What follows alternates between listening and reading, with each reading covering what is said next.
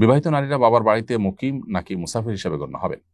বিয়ের পর নারীরা স্বামীর সংসারে যখন চলে আসেন তখন এটাই তাদের মূল ঠিকানা হয়, বাবার বাড়িটা তাদের বেড়ানোর জায়গায় পরিণত হয় এবং সেখানে তারা মেহমান হিসেবে যেয়ে থাকেন, যার কারণে সেখানে তারা মুসাফির হিসেবে গণ্য হবেন। এবং যদি সফরের দূরত্বে থাকে স্বামীর বাড়ি থেকে বাবার বাড়ি, তাহলে সেখানে গিয়ে তারা কসরের নামাজ পড়বেন মুসাফির হিসাবে। যদি তারা মুসাফির থাকেন, অর্থাৎ 2 দিন 4 দিন 5 দিন 7 দিন বা 15 দিন কম থাকেন, তাহলে মুসাফির হিসাবে তারা কসরের নামাজ সেখানে পড়বেন।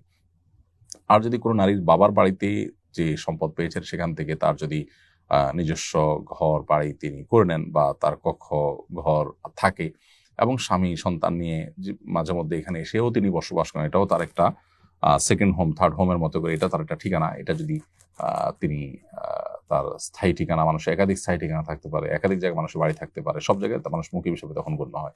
এরকম হলে তখন তিনি মুকিম হিসেবে গণ্য হবেন। কিন্তু সচরাচর যেটা আছে যে ভাইদের বাসায় গিয়ে আপনি থাকলেন, বাবার বাড়িতে গিয়ে থাকলেন, একসময় আপনার এটা মূল ছিল, এখন বিয়ে যেহেতু হয়ে গেছে, এখন এখানে আপনি মুসাফির হিসাবেই কসর নামাজ পড়বেন।